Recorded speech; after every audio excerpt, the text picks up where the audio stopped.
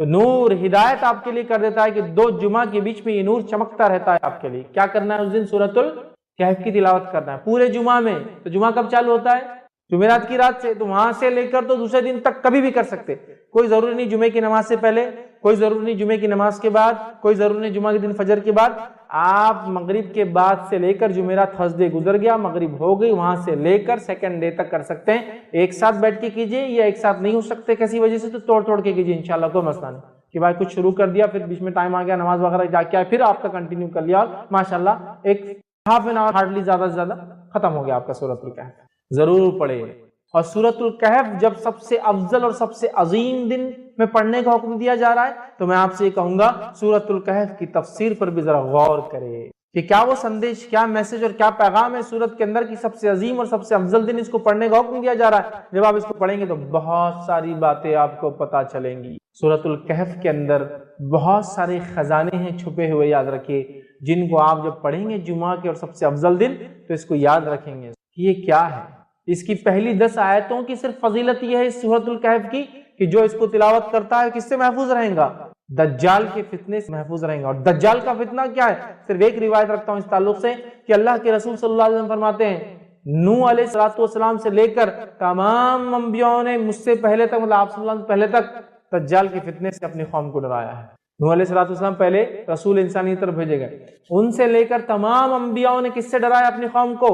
دجال سے. اور دجال کے فتنے سے بڑا کوئی فتنہ نہیں ہوا ہے، اس لیے تمام انبیاءوں نے ڈرایا ہے. اور صحابہ کو جب اللہ کے رسول صلی اللہ علیہ وسلم نے بات بیان کی، صحابہ کانپنے لگے اور ڈر گئے، کیونکہ وہ جانتے تھے آخری نبی کے بعد اس کا آنا تو طے ہے، لیکن ڈرانا پہلے نبی سے چالو. پہلے رسول ڈرا رہے ہیں اپنی قوم کو دجال کے فتنے سے، کتنا ڈینجرس فتنہ. اس سے بچنا پہلی 10 آیتوں کی فضیلت. کچھ نہ کچھ تو پیغام ہے ان 10 آیتوں میں. کھولیے اس پیغام کو، جائیے اس کی تفسیر اور اس کی گہرائیوں میں، پھر پتہ چلیں گا کیا اسٹرانگ میسج اللہ دے رہا ہے، کیا سگنلز پاس کیے جا رہے. روز قیامت جو سب سے بڑا فتنہ آنے والا ہے اس سے بچنا ہے تو یہ ہے میرے طرف سے پیغام اور ہدایت. دیکھو، ڈیکوڈ کرو اس کے پیغاموں کو، ان میسیجز کو دیکھو، اس کی تفصیلات میں جاؤ، اس کی تشریح میں جاؤ، اس کی گہرائیوں میں جاؤ، اور اپنے آپ کو اور اپنے آنے والی نسلوں کو دجال کے فتنے سے بچا لو. وہ دجال جو عظیم آنے والا ہے سب سے بڑا، اس کے علاوہ چھوٹے موٹے دجال تو انشاءاللہ یوں ہی نکل جائیں گے. سب سے بڑے فتنے کا اس کے اندر حل ہے 10 آیتوں میں. ایک روایت میں کہ پہلی 10 آخری 10 کی بھی الفاظ ہے ایک حدیث کے اندر کہ آخری 10 بھی دجال کے فتنے سے نہ جاتے. سمجھا؟ سورۃ الکہف پڑھیے. نوجوانوں کے واقعے سے چالو ہوتی ہے جو اپنے رب پر ایمان لائے اور پھر وہ اپنی جانوں کو بچانے ایک گفا میں چھپ گئے. رب العزت نے ان کو نشانی بنا دی. جب اٹھے پتہ نہیں کتنے 100 سال بعد، بادشاہ ختم ہو چکا تھا، لوگ ایمان لا چکے تھے. یہ ایمان لائے تھے، کوئی ایمان والا نہیں تھا. جب یہ اٹھے نیندوں سے تو سب ایمان والے تھے. لوگوں نے پہچان لیا، کہا اچھا تم تو وہ، تمہارے قصے مشہور تھے، لوگ بولتے تھے کچھ نوجوان چلے گئے، وہ تم پہچان لیا. لوگ پڑھیے سورت. اس دن خاص کیا ہوتا ہے جب یہ پڑھ لیتے ہیں آپ تو ایک جمعہ سے دوسرے جمعہ ایک نور آپ کے لیے روشن کر دیا جاتا ہے. یہ سورۃ الکہف کی فضیلت ہے، خاص طور سے جمعہ کے دن پڑھے جانے کے لیے.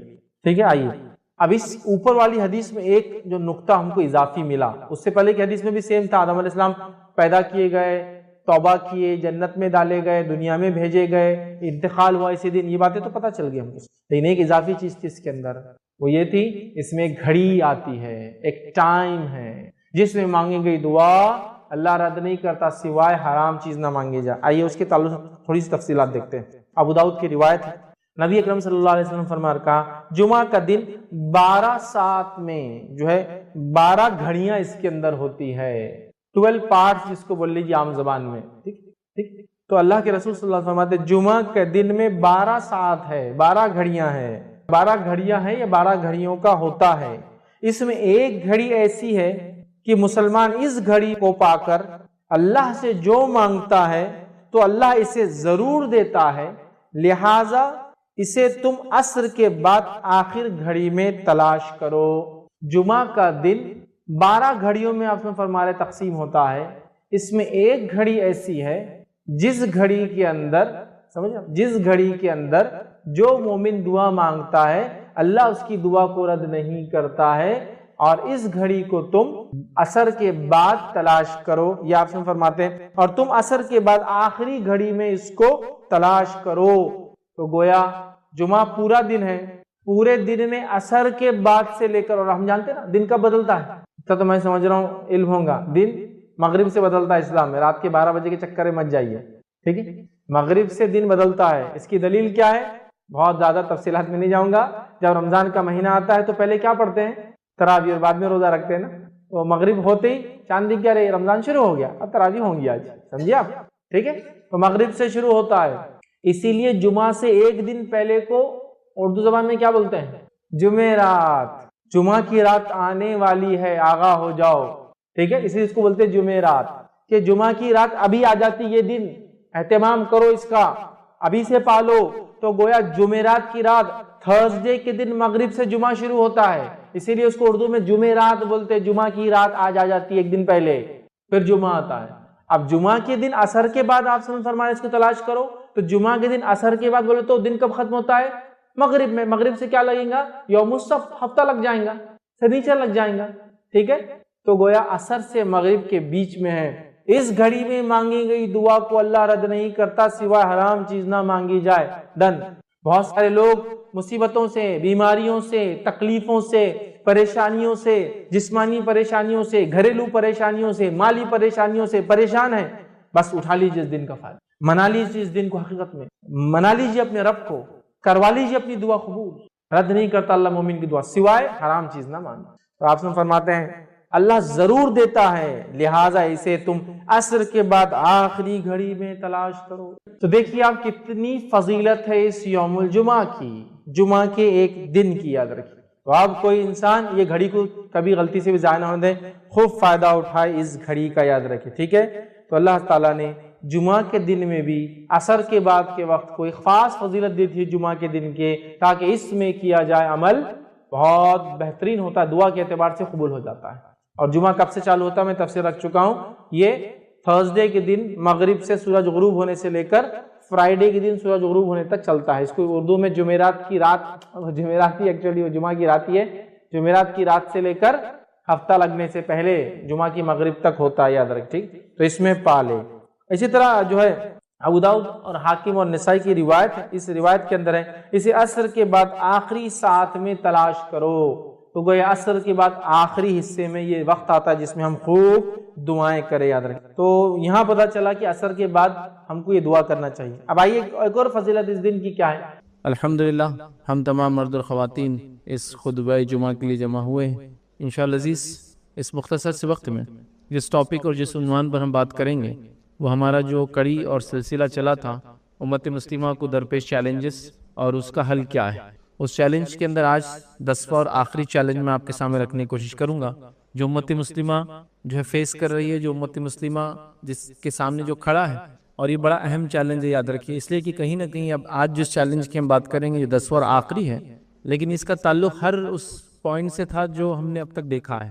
پورے کے پورے جو کڑی میں ہم نے 10 آج 10واں ہے تو 9 جو اس سے پہلے پوائنٹس دیکھے تھے جو شرک سے شروع ہوا تھا، اور لاسٹ جو پوائنٹ ہم نے جو اس پہ کور کرنے کی کوشش کی تھی وہاں تک اگر آپ آئے تو یہ کہیں نہ کہیں ایک اہم اس کا ٹکڑا ہے یا اہم حصہ ہے. اس پوائنٹ کے، اس نقطے کے، اس چیز کے نہیں ہونے کے نتیجے میں یہ تمام مسائل سے امت مسلمہ جوجھ رہی ہے. اگر یہ مسئلہ حل ہو جاتا تو کچھ نہ کچھ حد تک امت مسلمہ مسائل آتے تو اس کو لڑنے کے لیے، اس کا جواب دینے کے لیے، ان مسائل کو حل کرنے کے لیے ریڈی ہوتی اور تیار ہوتی. یاد رکھیے. اور آج کا جو ہمارا جو خطبے کا جو ٹاپک ہوگا یاد رکھیے وہ ہے تھنک ٹینک.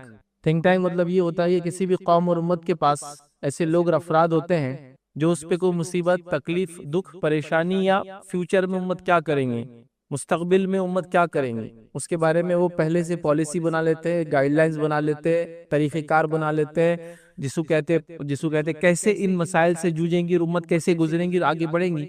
وہ پہلے سے وہ ساری چیزیں امت کے سامنے رکھ دیتے ہیں. اور اس کے بعد جب وہ چیزیں، وہ مسائل درپیش ہوتے ہیں تو امت ان چیزوں کو دیکھتی ہے، رہنمائی آلریڈی موجود ہوتی ہے، امت اس رہنمائی کو لیتی ہے اور امت ان مسائل سے گزر جاتی ہے. ابھی امت کے پاس تھنک ٹینک نام کی کوئی چیز نہیں. یاد رکھیں. مطلب وہ لوگ، وہ طبقہ جو سوچے اور امت کو جواب دے کہ امت ان مسائل سے گزر رہی ہے یا یہ مسائل آنے والے، چلے گزر رہی ہے وہ ایک الگ بات ہے، آنے والے ہیں اور اس کا حل یہ ہے، شریعت نے یہ بتایا اور دنیاوی راستے یہ ہے، ہم جس ملک میں رہتے ہیں اس کے لا آف دی لینڈ یہ ہے اور اس میں ہم اس طریقے سے اس مسئلے سے ایسے جوجیں گے، ایسے نکلیں گے اور آگے کا لاہ عمل، آگے کا طریقہ کار، فیوچر پلاننگ اور مستقبل میں امت کیا کریں گی اس کا حل یہ ہے.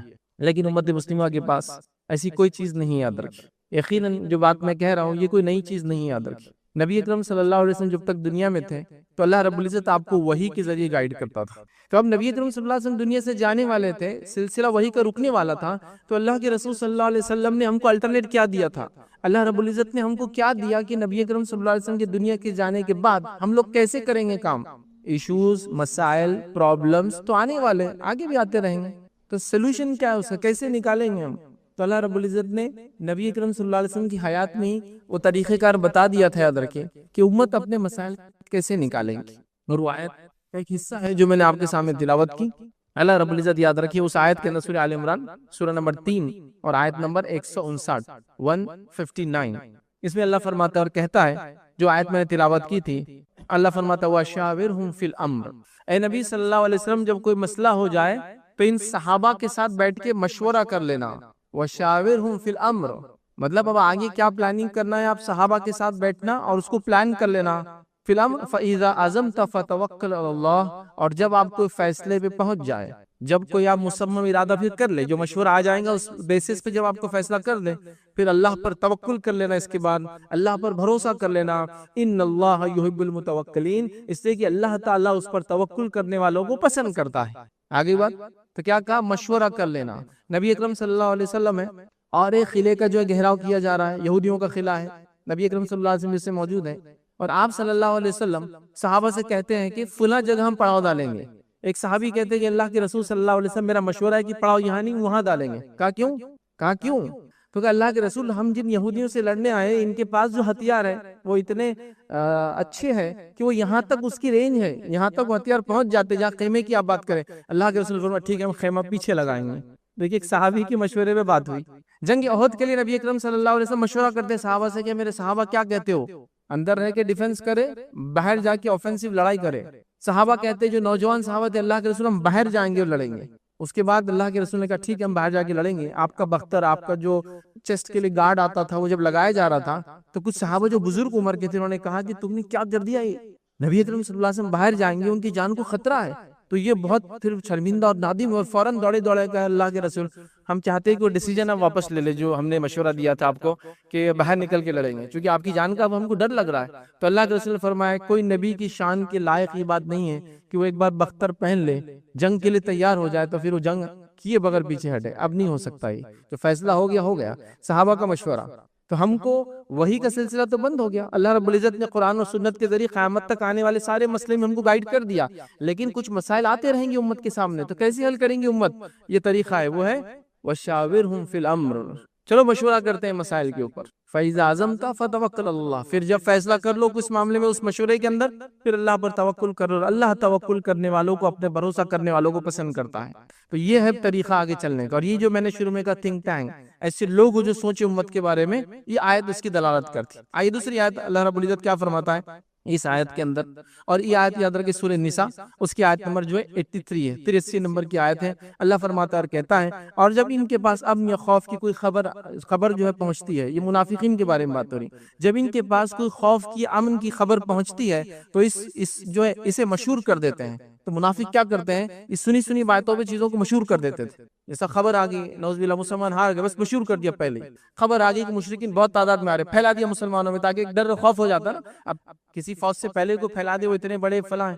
تو اللہ فرماتا ہے اور جب ان کے پاس امن یا خوف کی کوئی خبر آتی ہے، پہنچتی ہے، تو اس کو مشہور کر دیتے ہیں. اور اگر اس کو پیغمبر مطلب رسول اللہ صلی اللہ علیہ وسلم اور اپنے سرداروں کے پاس، اولو الامر جو ان کے اندر ہے، ذمہ دار جو صحابہ ہیں، ان کے پاس پہنچاتے تو تحقیق کرنے والے اس کی تحقیق کر لیتے.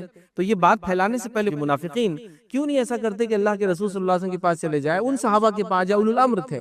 ہر صحابی ایک درجے کا نہیں تھے، یاد رکھیے، ہے نا. ابوبکر صدیق ہے اس کے اندر، عمر بن خطاب ہے اس کے اندر، عثمان بن عفان ہے اس کے اندر، علی بن ابی طالب اور دیگر یاد رکھیں جن کا درجہ ظاہر سی بات ہے سب سے اعلیٰ ہے. تو کیوں نہیں جاتے اور اپنے سرداروں کے پاس، نبی اکرم صلی اللہ علیہ وسلم خود موجود ہے، بڑے بڑے صحابہ ہیں، ان کے پاس پہنچاتے اور وہ تحقیق کر لیں گے، اور تحقیق کر کے جو ہے کر لیتے. اگر تم جو ہے اللہ کا فضل تم پر اور مہربانی نہ ہوتی تو چند اشخاص کے سوا سب شیطان کے پیروکار ہو جاتے. یہ فالتو خبریں سن کر، یہ فیک نیوزیں سن کر، یہ صرف جو باتیں یہ منافقین نے مشہور کر دی ہے، اگر یہ باتیں تم سنتے تو سب شیطان کے پیروکار ہو جاتے. مطلب اس پہ کوئی ڈیسیجن لے لیتے تم، فلاں قوم نے آپ پہ حملہ کر دیا، جبکہ انہوں نے حملہ نہیں کیا، وہ صرف آپ سے بات کرنے آئے. بات مشہور کر دی، اب مسئلہ ہو گیا نا۔ تو یہاں اللہ رب العزت فرما رہا ہے کہ پھر کیوں نہیں بات جو ہے بڑوں کی طرف پہنچائی جا رہی، کیوں نہیں بات اللہ کے رسول کے پاس پہنچائی، کیوں نہیں صحابہ کے پاس جو اس کے اندر الامر ہے، ذمہ دار ہے، پھر وہ تحقیق کریں گے اور آپ کو اس کا تحقیق کرنے کے بعد بتائیں گے ایسا نہیں ہے جو تم بول رہے ہو۔ تو آج مسئلہ وہی یاد رکھیے، امت کے پاس کوئی ایسا گروہ، کوئی ایسا طبقہ، کوئی ایسی آرگنائزیشن، کوئی ایسی تنظیم نہیں ہے، میں یہ نہیں کہہ رہا ہوں بالکل نہیں ہے، لیکن اس کی کیا حالت ہے اور اس کا کیا حال ہے۔ بہرحال اب میں آپ کو کیا بتاؤں، نہ ان تنظیموں کے نام کبھی آپ نے سنے ہوں گے، نہ ان کے ذمہ داروں کے نام کبھی آپ کو پتا ہوں گے، نہ قوم کو انہوں نے کوئی ایسا ڈیسیجن دیا ہوگا جس کو قوم لے کر کہے کہ ہاں یہ ہے، نہ ان کے پاس ڈیسیجن میکنگ کی کوئی صلاحیت ہے، نہ قوم کے پاس سننے کا ذرہ برابر جذبہ ہے۔ اس قوم کا المیہ یہ ہے کہ اس کے اندر جس کو ہم کہیں گے وہ لوگ اپنے آپ کو زیادہ تعداد میں سمجھتے ہیں جن کے پیچھے دوسرے لوگ چلے، مطلب قوم کسی کے پیچھے چلنا پسند نہیں کرتی، ہر آدمی یہ چاہ رہا ہے کہ میرے پیچھے لوگ چلے، یہ سب سے بڑا مسئلہ ہے۔ تب کیسے ہوگا اس معاملے میں یاد رکھیں۔ تو آج مسلمانوں کے پاس کوئی تھنک ٹینک نہیں ہے، کوئی انٹرنیشنل نیشنل لیڈرشپ نہیں ہے، کوئی ریلیجیس، پولیٹیکل یا سوشل لیڈرشپ بھی نہیں یاد رکھی۔ آئیے ہم دوسری قوموں کی مثال لیتے ہیں۔ دنیا کے اندر ایک بڑا مذہب ہے، مسلمانوں سے زیادہ ان کی تعداد ہے، عیسائیت۔ عیسائیت کے اندر ایک بڑا طبقہ ہے جس کو کیتھولک بولتے ہیں، یاد رکھیں، ٹھیک ہے، کیتھولک ان کے اندر ایک بڑا طبقہ ہے، یاد رکھیں۔ ان کے پاس ایک عالمی لیول کی لیڈرشپ ہے، اور وہ پہلے سیاسی لیڈرشپ بھی تھی اور مذہبی لیڈرشپ بھی تھی۔ پچھلے 100 سال پہلے ان کو الگ کر کے ان کو سیاست سے الگ کر دیا گیا، وہ صرف مذہبی لیڈرشپ ہے، اور اس لیڈرشپ کو کہتے ہیں پوپ، پاپائیت بولتے ہیں، پاپا بھی بولتے ہیں، یاد رکھیے اس کو، عربی کے اندر یا اردو کے اندر۔ تو پوپ جو ہے ان کا، یہ پہلے ریلیجیس لیڈر بھی تھا اور جس کو کہتے ہیں یہ پولیٹیکل لیڈر بھی تھا، یاد رکھیے۔ جب اس کو ریلیجیس لیڈرشپ کی اس کی الگ کر کے کہا کہ تم سیاست کو چھوڑ دو، الگ ہو جاؤ، تو انہوں نے ڈیمانڈ کیا، تو ان کو ایک ملک ہی بنا کے دے دیا گیا جو دنیا کا سب سے چھوٹا ملک ہے، اس کو بولتے ہیں ویٹیکن سٹی۔ چونکہ ظاہر سی بات ہے ان کو وہ ذہنی طور سے بھی رکھنا تھا کہ ٹھیک ہے آپ کو ایک الگ ہی ملک بناتے ہیں، اس کی کرنسی بھی اپنی ہے، اس کا اسٹیمپ بھی اپنا ہے، اور دنیا کا سب سے چھوٹا ملک ہے، آدھے میل بائی آدھے میل کا وہ ملک ہے، یاد رکھیے، مطلب بمشکل 700 میٹر بائی 700 میٹر کا پورا کنٹری، یاد رکھیے، اس کو بولتے ہیں ویٹیکن سٹی، اٹلی کے اندر آتا ہے۔ تو اس کو سیاست سے الگ کر دیا، مذہبی اس کو رہنما کر دیا، تو پورے کیتھولک چرچ اس کو آج بھی مانتا ہے۔ مطلب یہ کہ اگر اس نے کہہ دیا کہ فلاں چیز ہو تو سارے لوگ بعمل ہو جاتے ہیں، تو ایٹ لیسٹ ان کے پاس ایک ریلیجیس لیڈرشپ ہے۔ آپ کے پاس بتائیے کون سی لیڈرشپ ہے؟ اگر آپ یہ کہتے ہیں کہ ہم جو حرم کے امام کو جو لیڈر مان لیں گے، تو ہم میں سے تو ایک بڑا طبقہ کہتا ہے وہ تو کافر ہے، تو وہ ظاہر سی بات ان کی لیڈرشپ کیسی ہوں گی؟ ایک بڑا مسلمانوں کا طبقہ کہتا ہے کہ ان کے پیچھے تو نماز ہی نہیں ہوتی، حج عمرے کو جاتے ہیں تو الگ سے نمازیں پڑھتے ہیں، تو اب وہ لیڈرشپ بھی فیل ہو گئی۔ اب کس کو آپ لیڈر مانیں گے؟ مطلب ویٹیکن سٹی ان کا ایک چرچ ہے، اس کی ایک بہت مقدس جگہ ہے ان کے اعتبار سے، تو وہ اس کے لیڈر کو دنیا کا عالمی لیڈر مانتے ہیں۔ آپ کے پاس کیا ہے؟ آپ تو حرم کے امام کو مسلمان نہیں ماننے کو تیار، اکثر لوگ ان کے پیچھے نماز نہیں ہوتی، وہ تو فلاں ہے، اور مطلب آپ کا اور ہم امت مسلمہ اکثریت کا یہ کہنا ہے کہ نعوذ باللہ اللہ تعالیٰ اپنے گھر کی بھی حفاظت نہیں کر پایا اور وہاں ایسے لوگوں کو مسلط کر دیا جن کے پیچھے میری نماز ہی نہیں ہوتی ہے۔ اللہ اللہ، اب کیا کریں گی امت بتائیے؟ تو امت کا یہ حال ہے۔ تو یہ ہوا ریلیجیس لیڈرشپ۔ اب سیاسی لیڈرشپ تو مجھے بتانے کی ضرورت ہی نہیں آپ کو، عالمی سطح پر کس کو بتائیں گے آپ کہ یہ ہمارا رہنما ہے؟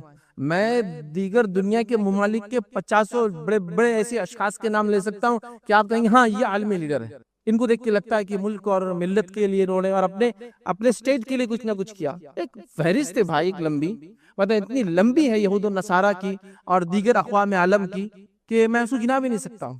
آپ کو ایسا بتائیے، چلیے مسلمان دنیا کے اندر، عالم اسلام جس کو عام زبان میں کہتے ہیں، مسلم دنیا کے اندر، جس کے اندر کم و بیش 50 سے زائد 56 سے 57 ملک ہیں، ان 56 سے 57 ملک کا ایک رہنما بتائیے جس کو آپ کہیں گے یہ ہمارا پولیٹیکل لیڈر ہے، یا یہ سیاسی فکر ہم سمجھتے ہیں اور یہ سیاسی فکر صحیح ہے، بتائیے آپ۔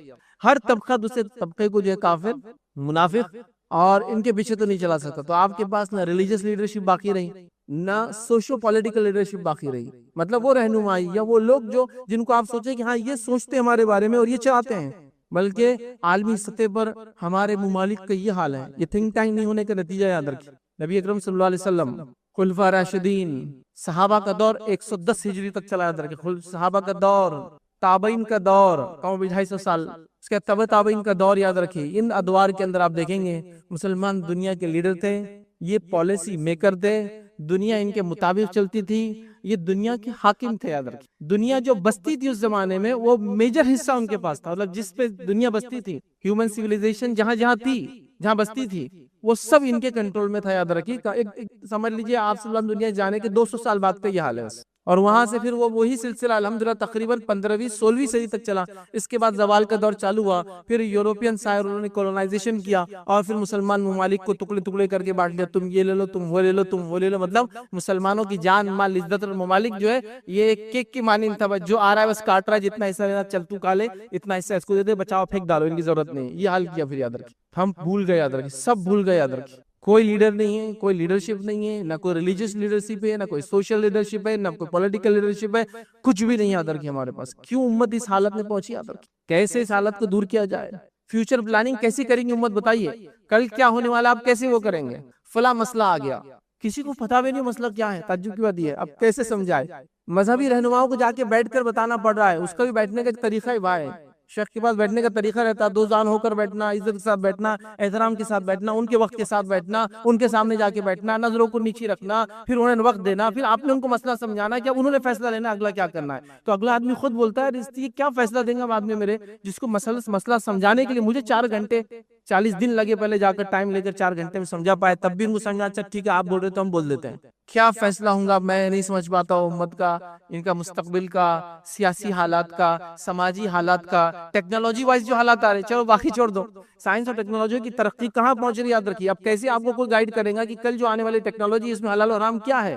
کھانے پینے سے لے کر دوائیوں سے لے کر ہر چیز میں ٹیکنالوجی کس لیول پر جا رہی ہے آپ سوچ بھی نہیں سکتے. مطلب جو چیزیں پہلے سمجھ میں نہیں آتی, دکھتی نہیں تھی, وہ آپ اب محسوس کر سکتے ہیں. جو پہلے آپ مثال لے لیجئے میرے, آپ نے انگور کھایا, اس سے پہلے آپ بیج والا انگور کب کھایا تھا آپ نے, سے پہلے آپ سمجھ. تو سائنس اور ٹیکنالوجی کہاں جا رہی ہے, یاد رکھیے. آپ نے سنترا اور موسمبی تو کھائی تھی, لیکن اس کے بیچ کے کتنے فروٹس آ گئے, کتنے, اس کسی کینو بولا جا رہا ہے کہ سنترے کی طرف زیادہ, موسمی کی طرف کم فلاں ہے. یہ سب سائنس ٹیکنالوجی کا نتیجہ ہے کہ کئی الگ الگ پھلوں کو ملا کر اگلے پھل دے رہے. اب نیکسٹ پلاننگ یہ کہ کئی جانوروں کو ملا کر اگلی نسل تیار کریں گے, جو جانور کھائیں گے نہیں کھائیں گے ہم. پھر پھلوں میں اور سبزیوں میں تو ٹھیک ہے ساری چیزیں حلال ہے ہمارے لیے, لیکن باقی دیگر جانوروں کے اندر تو حلال حرام کا مسئلہ ہے نا, کہ فلاں جانور سے فلاں کراس کر کے ہم فلاں بنائیں گے. جینیٹیکل انجینئرنگ جس کو کہتے ہیں, کس لیول پر جا رہی ہو. تو اگلا کیا کریں گے 10 سال بعد جو چیزیں آئیں گی, آپ سمجھ رہے ہیں. مطلب ایسی چیزیں آنا چالو ہوگی. مطلب آپ جیسا پہلے لکڑی استعمال کرتے تھے, تو لکڑی کی آپ کوئی چیز بنائیں گے, پلین لیول بنائیں گے, لگائیں گے, وہ ٹائم تو پلائی ووڈ بول کی چیز آ گئی تھی. لکڑی کو لے کے کمپنی میں پروسیس کر کے ایسی پلین تختے بنا دیے جا رہے تھے کہ آپ جیسے کاٹو اور بنا لو. تو آپ کو پتا ہے آج کل گوشت اور میٹ میں بھی ہوتا ہے, مطلب مختلف جانور گوشت لے کے اس کو چٹکا کر مارکیٹ میں بیچا جاتا ہے, اس کو جیلیٹین بولتے ہیں, یاد رکھیں. مطلب ایسا ہے کہ آپ جتنے سائز کا میٹ چاہے اتنے سائز کا آپ کو مل جائے گا, اور آپ وہ کریں. تو کیا یہ شرن, کیا اس کی حکم ہوگا. ابھی آپ کو لگ رہا بہت دور ہے, 10 سال بعد ان چیزوں کو آپ بکتے ہوئے نظر آئیں گے آپ کو مارکیٹ میں. پھر ہمارا مسئلہ کیا ہوگا, کون ہم کو جواب دیں گا. دواؤں کے اندر فلاں ادویات میں فلاں چیزیں میں کون بتائیں گا امت کو. کوئی گائیڈنس ہی نہیں کہ فیوچر کیا ہونے والا امت کا, کون بتائیں گا.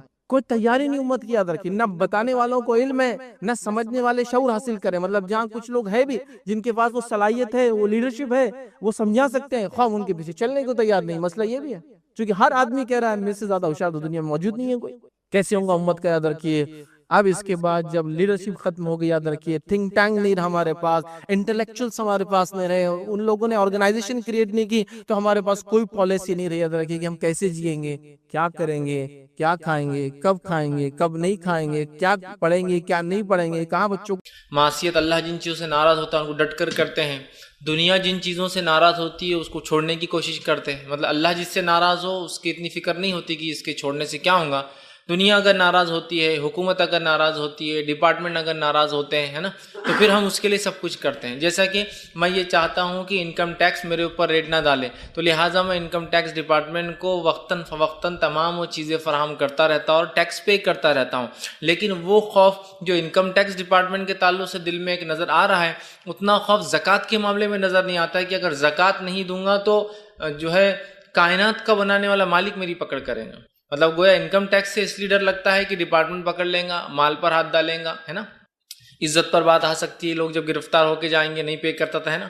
لیکن یہی ڈر کبھی اللہ کے معاملے میں نظر نہیں آتا کہ اگر ہم زکوٰۃ برابر نہ دے تو اللہ بارش کو روک دیں گا, اللہ ہمیں جو نقصان پہنچائیں گا, ہماری جان و مال کی حفاظت جو اللہ چھوڑ دیں گا. یاد رکھیں جس مال کی زکوٰۃ دی جاتی ہے اللہ اس کی حفاظت کرتا ہے, تو وہ ڈر نظر نہیں آتا. تو میں یہ کہنا چاہ رہا ہوں کہ آج دنیا کے بہت سارے خوف ہمارے دل میں ہیں, آج دنیا کی بہت سارے ڈر ہمارے دل میں ہیں, لیکن جیسا ڈر اللہ سے ہونا چاہیے, جیسا ڈر جہنم سے ہونا چاہیے جو اللہ رب العزت نے بنائی ہیں, جیسا ڈر اللہ کے غضب سے ہونا چاہیے کہ کہیں اگر ہم گناہ اور معصیت کے کام زندگی میں نہ چھوڑے تو اللہ غضب کرے گا، اللہ سخت پکڑ کرے گا، اللہ سخت پرسش کرے گا، اللہ جو ہم سے سوال کرنے والا ہے۔ اتنا ڈر نظر نہیں آتا جتنا دنیا کے معاملات میں، ٹیچر کیا سوال کریں گا، ایگزام میں پیپر میں کیا آ جائیں گا، ڈپارٹمنٹ کیا مجھے فلاں کریں گے، اگر یہ کام نہیں کروں گا تو اس کا اثر میں تجارت پر ایسا آئے گا۔ تو ہم دنیا کے سارے ڈر اپنے دل میں لیے ہوئے سوائے اس ڈر کے جو اللہ کا ڈر ہمارے دل میں ہونا چاہیے۔ اور یہ بہت اہم چیز ہے یاد رکھیے، خشیت الہی جس کو ہم اللہ کا ڈر، ٹھیک، اس لیے کہ جب یہ نکل جاتا ہے تو انسان بے باک ہو کر گناہ کرتا ہے، اور جب یہ ہوتا ہے تو ہر گناہ سے پہلے اس کو کہیں نہ کہیں دل میں ایک ملامت ہوتی ہے، اور بہت سی بار وہ ملامت، وہ گناہ اس کو آمادہ کرتے ہیں کہ انسان جو ہے نیکی کی طرف جو آئے۔ تو یہ بڑی اہم بات ہے یاد رکھیے، اس چیز کو سمجھنا یہ وقت کی ضرورت ہے۔ ہم جیسا دیگر چیزوں سے دنیا میں ڈرتے ہیں، اس سے کئی گنا زیادہ ہمیں اللہ کا ڈر ہونا چاہیے، اور ایسا ڈر جو ہمیں صحیح سمت میں لے کر چلے، ایسا ڈر جو ہمیں گناہوں سے بچنے میں جو مدد کرے، ایسا ڈر، ایسا خوف، ایسی خشیت اللہ کی کہ جو ہمیں جو ہے معصیت کے کاموں سے روک لی، بڑی اہم چیز ہے۔ نبی اکرم صلی اللہ علیہ وسلم نے ایک حدیث میں بیان کیا تھا کہ 3 لوگوں کے تعلق سے ایک واقعہ تھا جو غار کے اندر چلے گئے تھے اور پتھر ڈھک گیا۔ تو جب تینوں نے یہ طے کیا کہ اپنی اپنی کوئی نیکی بیان کرے، اس کو وسیلہ بنے اللہ کے پاس تاکہ اللہ اس مصیبت کو دور کرے، اس میں سے ایک شخص نے یہ بات کہی کہ اللہ، میں نے، اس کے رشتے میں وہ بہن تھی، چاہے شاید اس کی ممیری بہن یا چچیری بہن تھی، میں نے یہ خسر، ایک بری نیت ڈالی اپنے بہن پر، اور جب ایک بار جو ہے مشکل اور پریشانی کی حالت آئے اور وہ میرے پاس آئی مجھ سے مانگنے کے لیے، تو میں نے کہا کہ اگر تو میرے ساتھ منہ کالا کریں گی تو میں جو ہے تجھے یہ پیسہ دے دوں گا۔ وہ بیچاری مجبور تھی، اللہ وہ راضی ہو گئے میرے اس عمل پر، اور جب میں اس کے ساتھ منہ کالا کرنے کے لیے اس کے قریب بڑھا تو اس عورت نے مجھ سے کہا، جو کہ رشتے کی اس کی بہن تھی، اے اللہ کے بندے، اللہ سے ڈر۔ اور یہ الفاظ اس کے سنتے ہی جو ہے اللہ وہ کہتا ہے میں گھبرا گیا، اور صرف تیرے خاطر میں نے، حالانکہ کوئی دیکھنے والا نہیں تھا، میں نے اس گناہ کو ترک کر دیا، اللہ رب العزت نے اس مصیبت کو ان لوگوں سے دور کر دیا۔ تو یہاں دیکھیے اس خاتون کا اس شخص کو یہ کہنا، اے اللہ کے بندے، اللہ سے ڈر، اور اس شخص کا اس سے ڈر جانا اور اس گناہ کو چھوڑ دینا۔ تو میں بھی یہ کہنا چاہ رہا تھا کہ ہمارا اللہ سے ڈر، خوف الہی ایک دم صحیح سمت میں ہو، جو ہمیں آمادہ کرے، جو ہمیں مجبور کرے کہ جو ہے ہم گناہوں سے بچے، جو ہمیں آمادہ کرے کہ ہم جن چیزوں سے اللہ ناراض ہوتا ہے ان سے بچے، جو ہمیں آمادہ کرے کہ ہم منکر سے، برے کاموں سے اپنے نفس کو روکے، اور اللہ کا ڈر ہمیں آمادہ کرے، ہمیں آگے بڑھائے کہ ہم نیکی کریں، ہم ایسے کام کریں جو جہنم سے بچاتے ہیں اور جنت میں لے جاتے ہیں۔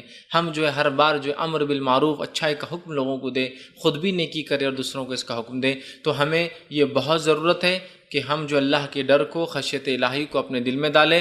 اللہ رب العزت جو ہے ہماری سخت پکڑ کرنے والا ہے۔ اور ایمان کے تعلق سے نبی اکرم صلی اللہ علیہ وسلم اس حدیث کو یاد کیا، اس میں آپ نے فرمایا ایمان خوف اور امید کے بیچ میں ہے، ایمان ڈر اور امید کے بیچ میں ہے۔ ایمان جو ہے ڈر اور امید، خوف اور امید کے بیچ میں، ایمان دونوں کے بیچ میں ہوتا ہے، ایک طرف خوف ایک طرف امید ہے۔ اور یہ بات نبی اکرم صلی اللہ علیہ وسلم نے تب بیان کی تھی جب ایک صحابی کے انتقال کا وقت قریب تھا، آپ صلی اللہ علیہ وسلم کے پاس پہنچے اور پوچھا کیسا لگتا ہے؟ تو کہا ڈرتا ہوں اللہ کے عذاب سے، اس کی جہنم سے۔ تو آپ صلی اللہ علیہ وسلم خاموش رہے، تھوڑی دیر بیٹھے رہے، پھر پوچھا اب کیسا لگتا ہے؟ تو صحابی نے کہا امید کرتا ہوں کہ اللہ رب العزت مجھے جنت دیں گا، مغفرت کریں گا۔ آپ صلی اللہ علیہ وسلم نے کہا ہاں، جو اس حال میں مرا تو یقیناً وہ جو ہے درست تھا اور وہ ایمان پر تھا، اس لیے کہ ایمان خوف اور امید کے بیچ میں ہے۔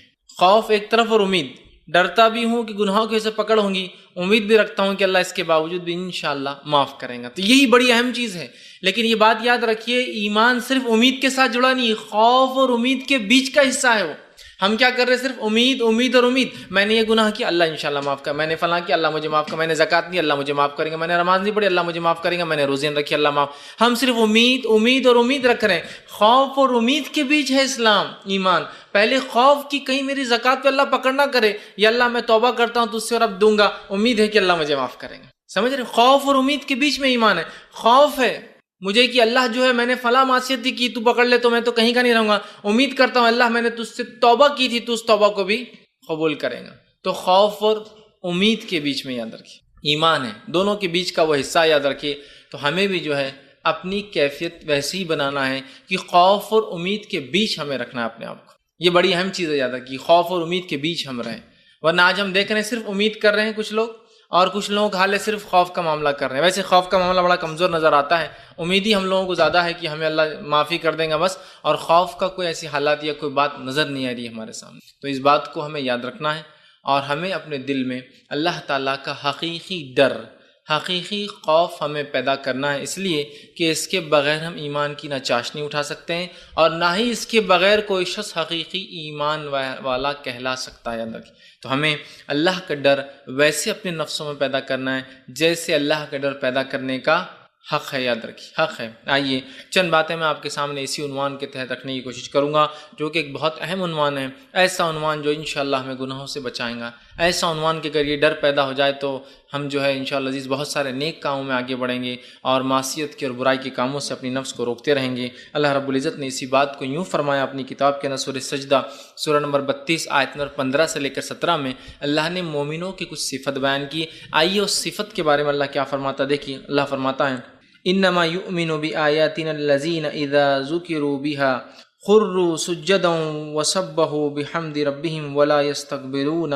اللہ رب العزت کہہ رہا ہے کہ اللہ فرماتا ہے ہماری آیتوں پر وہی لوگ ایمان لاتے ہیں, وہی لوگ ایمان لاتے ہیں جنہیں جب کبھی نصیحت کی جاتی ہے, اللہ کی آیتیں سنائی جاتی ہے تو وہ سجدے میں گر پڑتے ہیں. کیا کرتے ہیں وہ لوگ؟ سجدے میں گر پڑتے ہیں. اور آگے اور اپنے رب کی حمد اور اس کے بعد اس کی تسبیح اور بڑائی بیان کرتے ہیں. حقیقت میں اللہ سے ڈرنے والے, حقیقت میں نیک بندے, حقیقت میں مومن بندے وہ ہیں کہ جب اللہ کی آیتیں ان کو سنائی جاتی ہے, ان کو نصیحت کی جاتی ہے تو ان کے دل کانپ اٹھتے اس نصیحت اور وہ سجدے میں گر جاتے ہیں اور وہ اللہ کی حمد بیان کرتے ہیں, وہ اللہ کی تسبیح بیان کرتے ہیں اور وہ تکبر نہیں کرتے اپنے رب کے سامنے. مطلب اللہ کی آیتیں بتانے کے بعد نہ عمل کرنا تکبر کی علامت ہے. تو وہ تکبر نہیں کرتے اپنے رب کے سامنے, اور اللہ نے فرمایا وَهُمْ لَا يَسْتَكْبِرُونَ, اور وہ تکبر نہیں کرتے. تَتَجَافَ جُنُوبُهُمْ عَنِ الْمَضَاجِعِ, اور ان کے پہلو جو ہے وہ بستروں سے دور ہوتے ہیں. مطلب وہ راتوں کے وقت اللہ کی عبادت کرتے ہیں. دیکھیے ایک تو مومن کی صفت, آیتیں سنائی تو دل نرم ہو جاتا ہے, بات کو سن لیتے ہیں, تکبر نہیں کرتے, اور جیسی اللہ کی آیتیں سنائی جاتی ہے تو سجدے میں گر پڑتے ہیں اور اس کی بڑائی بیان کرتے ہیں, اس کی حمد و ثنا بیان کرتے ہیں. یہ ان کی صفت. دوسرا آگے اللہ رب العزت کیا فرماتا ہے, اور ان کے پہلو بستروں سے الگ ہوتے ہیں, مطلب رات کی نماز قائم کرتے ہیں تو بستروں سے الگ رہتے ہیں. پھر فرمایا جو ہے مزہ یدعون ربهم خوفا وطمعا, اور اپنے رب کو وہ آواز دیتے ہیں, دعائی دیتے ہیں, دعا کرتے ہیں, پکارتے ہیں. کیسے؟ خوف اور امید کے ساتھ. اپنے رب کو آواز دیتے ہیں خوف اور امید کے ساتھ, چونکہ ایمان اس کے بیچ میں ہے. تو اللہ فرماتا ہے اپنے رب کو خوف اور امید کے ساتھ جو ہے پکارتے رہتے ہیں. اور پھر فرمایا تمام وَمِمَّا رَزَقْنَاهُمْ يُنْفِقُونَ, اور جو کچھ اللہ نے دیا اس میں سے وہ جو ہے خرچ کرتے ہیں. پھر اللہ نے فرمایا فَلَا تَعْلَمُ نَفْسٌ مَّا أُخْفِيَ لَهُم مِّن قُرَّةِ عَيْنٍ, اور وہ نہیں جانتے, ان کی نفس نہیں جانتی کہ ان کے رب نے ان کی آنکھوں کی کیسی ٹھنڈک تیار کر رکھی ہے. مطلب جنت کی بات ہو رہی کہ وہ لوگ جانتے نہیں, حالانکہ ان کی آنکھوں نے دیکھا نہیں ہے کہ ان کے رب نے کیا ٹھنڈک تیار کر رکھی, پھر بھی وہ اللہ کی آیتوں پر نرم ہوتے ہیں, سن لیتے ہیں, سجدے میں گرتے ہیں, تکبر نہیں کرتے, راتوں میں نمازیں قائم کرتے ہیں, اللہ نے رزق دیا خرچ کرتے ہیں, خوف اور امید سے اللہ کو پکارتے ہیں. اللہ نے فرمایا اور وہ حالانکہ جانتے نہیں کہ ان کے رب نے ان کے لیے کیا تیار کر رکھا آنکھوں کی ٹھنڈک کے لیے. مطلب چونکہ غائب کی بات جنت ہے, جزاء بما كانوا يعملون, یہ بدلہ ہوگا ان لوگوں کا جو دنیا میں وہ کیا کرتے تھے. تو یہاں مومنوں کی جب صفت گنوائی تو ایک صفت گنوائی خوفوں, کہ وہ خوف کے ساتھ اپنے رب کو آواز دیتے, پکارتے ہیں, خوف اور امید کے ساتھ اپنے رب کو پکارتے ہیں. ٹھیک, تو ہمیں بھی اس بات کو سمجھنا ہے کہ اللہ کا ڈر, خشیت الہی ایک بڑی اہم چیز ہے, اور اپنی نفسوں میں ہمیں پیدا کرنا ہے, اپنی اولاد کی تربیت اس پر کرنا ہے, اپنے آپ کو اس کے لیے تیار کرنا ہے. ورنہ اگر یہ پارٹ, یہ حصہ نکل گیا تو جس بے باکی سے آج دنیا کی محبت کا اظہار کرتے ہیں, دنیا کے پیچھے بھاگ رہے ہیں, وہ کبھی ختم ہونے والی. یاد رکھیے جب تک کہ ایک انسان اللہ کا ڈر حقیقی معنوں میں اپنے دل میں نہ ڈال لے, جیسے کہ صحابہ, تابعین, تبع تابعین کی ہم زندگی دیکھیں, سلف صالحین کی, حقیقت میں وہ اپنے رب سے ڈرنے والے تھے اور خوف اور امید کے ساتھ اپنی زندگی جیتے تھے. آج افسوس کی بات ہے ہم صرف امید امید امید اور امید کے ساتھ جی رہے ہیں, جبکہ خوف اور امید دونوں کے بیچ میں ایمان ہے. خالی امید کے ساتھ ایمان جڑا نہیں ہے, خوف بھی ہو امید بھی ہو, اس دونوں کے بیچ میں ایمان ہے. تو ہم صرف جو ہے خوف کی بات, ہم ایمان کی بات مطلب جس کو کہیں گے, ہم صرف بات کر رہے ہیں امید کی, خوف بھی ہونا چاہیے. نبی اکرم صلی اللہ علیہ وسلم نے حدیث میں جو ہے اس تعلق سے اللہ کے ڈر, خشیت الہی کے تعلق سے بیان کیا, اور یہ جو ہے روایت جامع ترمذی کی ہے. آپ صلی اللہ علیہ وسلم فرمایا اور کہا, اللہ سے ڈرنے والوں کے تعلق سے حدیث ہے, اور یہ حدیث قدسی ہے.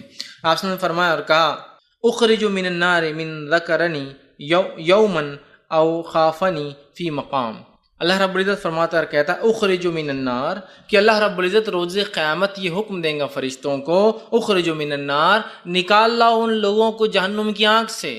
حدیث قدسی، مطلب حدیث قدسی وہ حدیث ہوتی ہے جس میں اللہ کے رسول صلی اللہ علیہ وسلم سیدھا اللہ سے بیان کرتے ہیں. تمہارا رب بیان کرتا، اللہ نے بیان کیا. تو اللہ کیا بیان کر رہا ہے سنیے، کہ اللہ تعالیٰ روز قیامت حکم دیں گا کہ آگ میں سے نکال لاؤ فرشتوں، کن لوگوں کو؟ من الناری ذکرنی یومن، جس نے مجھے یاد کیا ہو کبھی کسی دن، مطلب سچے دل سے. یاد تو ہم روز ہی کرتے ہیں اللہ کو، لیکن سچے دل سے نہیں. قرآن بھی پڑھ رہے ہیں تو خیالات کہیں اور رہے، نماز بھی پڑھ رہے تو خیالات کہیں اور رہے، تسبیحات بھی پڑھ رہے تو سارے مسجد کا چکر لگا لے رہے کہ کون کیا کر رہا ہے. تو ہر چیز میں سچے دل سے جس نے مجھے ایک دن بھی یاد کیا ہو نکال لاؤ. اور آگے فرمایا یومن او اخافنی فی مقام، اور کبھی مجھ سے ایک بار ڈرا ہو اس کو بھی نکال کے لا لو جہنم سے.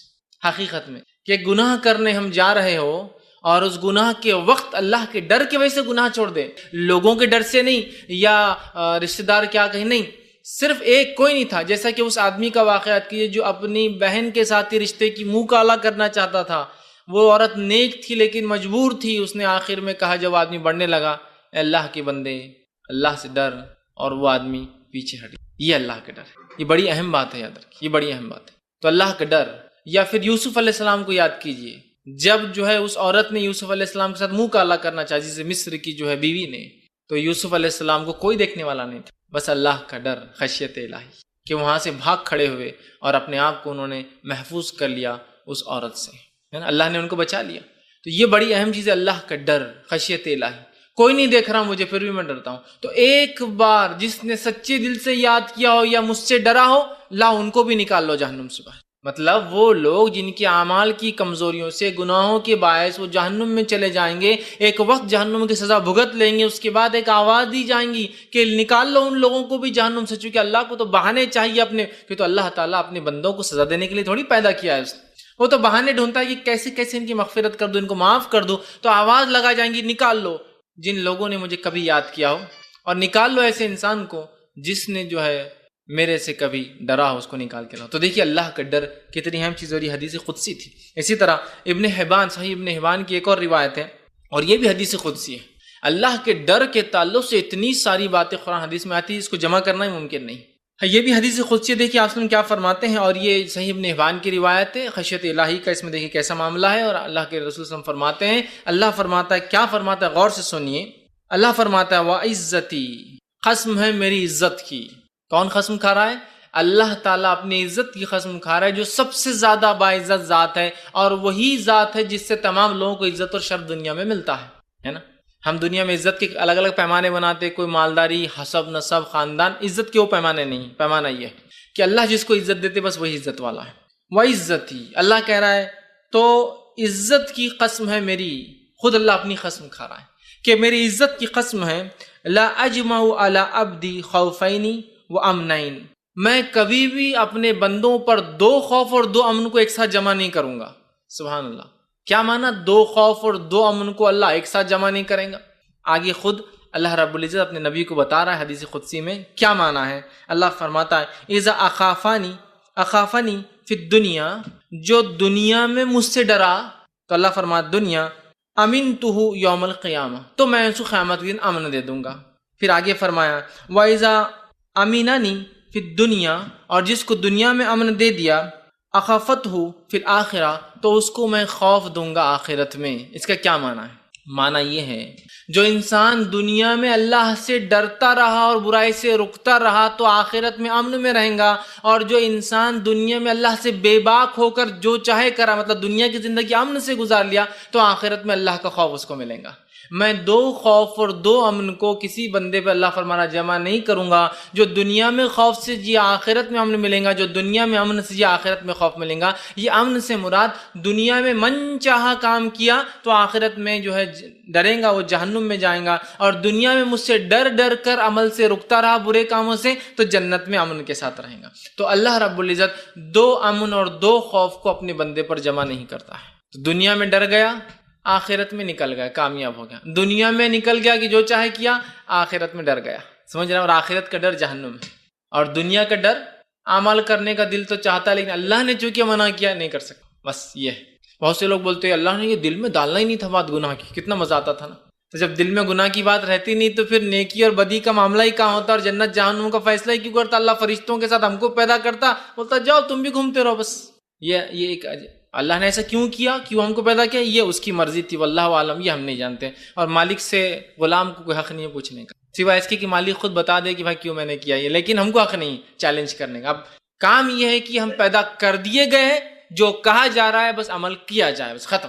یہ اب کام ہے ہمارا. اب ہم سوچیں گے نہیں اللہ نے ہم کو خامخواہ پیدا کر دیا، اب ہم سے سوال کہ نہیں، ہو گیا.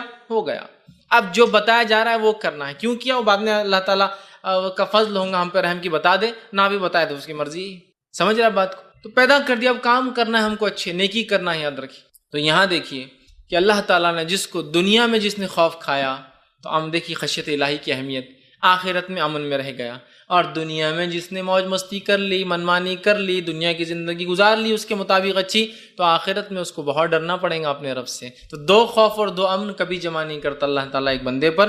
صحیح بخاری کی ایک روایت ہے، اور اس روایت کے اندر بھی دیکھیے ایک شخص کا خوف الہی، اللہ کا ڈر، اللہ سے جو وہ ڈرتا تھا، گاڈ فیئرنگ تھا وہ، اس ڈر نے اس کے ساتھ کیا کیا ذرا سنیے. صحیح بخاری کی روایت ہے، ابو ہریرہ رضی اللہ عنہ حدیث کے راوی فرماتے نبی اکرم صلی اللہ علیہ وسلم نے فرمایا کہا کہ تم سے پہلے زمانے میں ایک شخص تھا، اس شخص کی جب موت کا وقت قریب آیا تو اس نے اپنے بیٹوں کو بلا کر کہا جب میں مر جاؤں تو مجھے جلا دینا، جلا کے میری راکھ کو پیسنا اور مختلف پہاڑوں پر مختلف زمین پہ جا کر اس کو ہوا کے ساتھ اڑا دینا.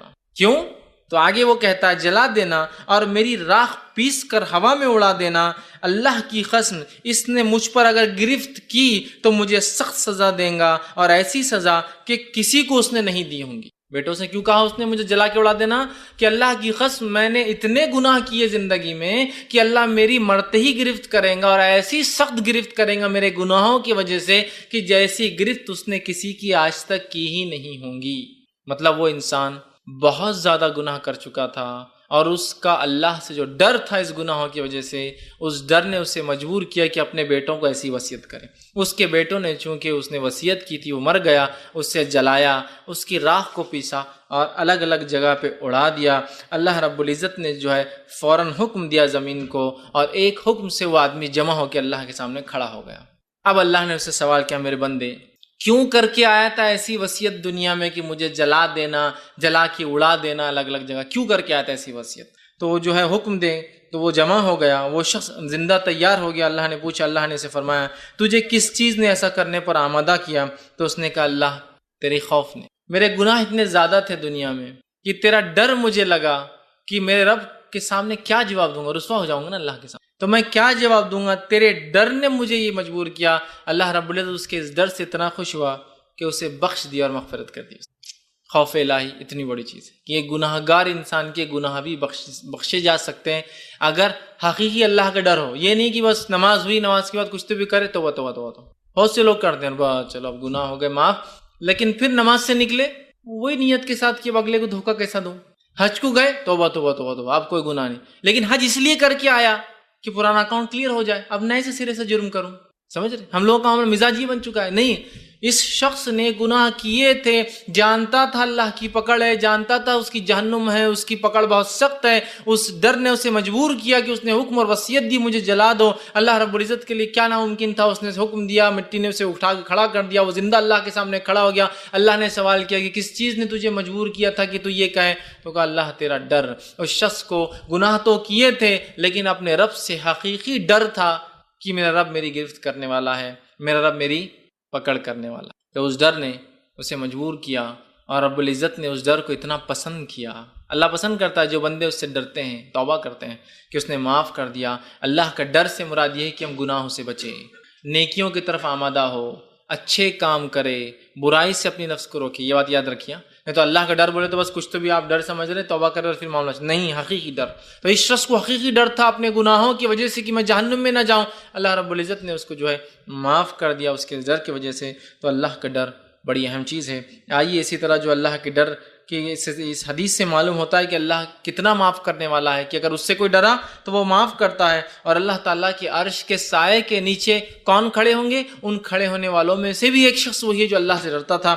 حدیث صحیح بخاری کی، اور آپ صلی اللہ علیہ وسلم فرمایا کہ سبعۃ یظلھم اللہ فی ظلہ یوم لا ظل الا ظلہ، کہ 7 لوگ ایسے ہیں جو اس روز سائے میں ہوں گے جس روز کی اللہ کے سائے کے علاوہ کوئی سایہ نہیں ہوگا۔ 7 لوگ، 7 پیپل، مطلب 7 وہ لوگ جو اللہ کے سائے کے نیچے ہوں گے اس روز جس روز اللہ کے سائے کے علاوہ کوئی سایہ نہیں ہوگا۔ پہلا کون ہے؟ انصاف کرنے والا بادشاہ۔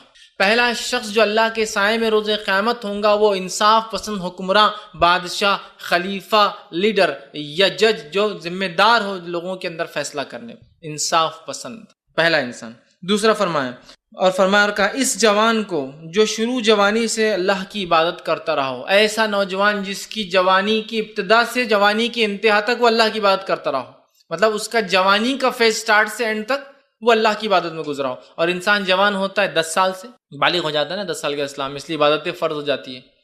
10 سال سے شروع ہوتا ہے تو کم و بیش یہ عمر کا جو ہے 30، 33 یا 35 سال تک یہ چلتا ہے۔ کہ سب سے حدیث میں الفاظ ہے نا، انسان جنت میں اس حالت میں جائیں گا جو دنیا میں سب سے خوبصورت تھا، اور وہ اپنی عمر کے مرحلے میں 30 سے 33 کے بیچ کی عمر ہوگی، مطلب 30 سے 33 کی عمر اس کی ایسی عمر ہوتی ہے جس عمر میں سب زیادہ طاقتور ہوتا ہے، اور اس کے بعد پھر ڈھلان شروع ہو جاتی ہے 33 کے بعد، بیماریاں یہ وہ ڈھلتے جاتا ہے۔ تو اسی لیے میں بھی یہ کہہ رہا ہوں کہ 10 سے لے کر کم و بیش 30، 33، 35 تک یہ پیریڈ ہے، یہ جوانی کہلائیں گا، جو کہ آپ دیکھیے 25 سال کا کم و بیش مرحلہ ہو رہا ہے۔ تو جس کی ابتدا جوانی کی کیسے ہوئی؟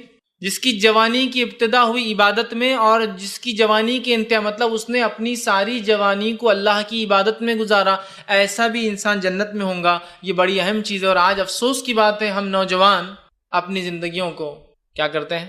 گناہ اور معصیت میں گزارتے ہیں۔ دیکھیے آپ کالج لائف، اسکول لائف کے ایک مرحلے سے آدمی جب ہائر اسکول میں آتا ہے وہ جوان ہو جاتا ہے، 8th اسٹینڈرڈ، وہاں سے لے کر اپنے زندگی پورے کالج لائف، ہمارے نکاح اور ہماری عمر کے 30-35 سال تک ہم صرف معصیت اور گناہ کے کام کریں اللہ، اور اس کے بعد پھر توبہ توبہ توبہ توبہ توبہ، جب عمر ڈھلنے لگی، بیماریاں لا کے لپٹ گئی، اور جس میں ساتھ دینا چھوڑ دیا، سماج نے ساتھ دینا چھوڑ دیا، مال کمانے کی طاقت نہیں رہی، تو پھر توبہ چالو ہو گئی اور اللہ سے بس گڑ گڑا رہے ہیں، دعائیں کر رہے ہیں۔ تو جس نوجوان کی جوانی اللہ کی عبادت میں گزریں گی، دوسرا وہ شخص ہے۔ تیسرا وہ شخص ہے جو شخص جس کے دل مسجد میں لٹکا ہوتا تھا، کہ ایک نماز پڑھتا ہے تو دوسری نماز تک اس کا دل لٹکا ہوا ہوتا ہے بیچ میں، کی کیا ہو رہا ہوگا، کہ میں لیٹ نہ ہو جاؤں، کہ مجھ سے نماز نہ چھوٹ جائے، کہ تاخیر نہ ہو جائے، کہ جماعت نہ مجھ سے چھوٹ جائے، کہ رکعتیں نہ مجھ سے، اس کا دل مسجد میں اٹکا ہوا ہوتا ہے۔ تیسرا شخص وہ ہے۔ چوتھا شخص وہ ہے، وہ آدمی جس نے اللہ کے لیے دوستی کی ہو اور زندگی بھر دوست رہا ہو، اور اس کی جدائی تک اس دوست سے اس کی دوستی، مطلب جمع بھی ہوا اللہ کے لیے اور جدا بھی ہوا اللہ کے لیے، مطلب 2 لوگ جو ملتے ہیں اللہ کے لیے اور جدا ہوتے ہیں اللہ کے لیے۔ تو ایک معنی یہ کہ دنیا میں اگر ملے بھی تو اللہ کے لیے، اگر الگ بھی ہو رہے تو اللہ کے لیے۔ ایک معنی یہ کہ ملنے سے ختم ہونے تک اللہ کے لیے ساتھ رہے، مطلب شروعات بھی دوستی کی اللہ کے لیے بھی، اور مر بھی گئے، ٹوٹنے تک اللہ کے لیے ہی دوستی رہی۔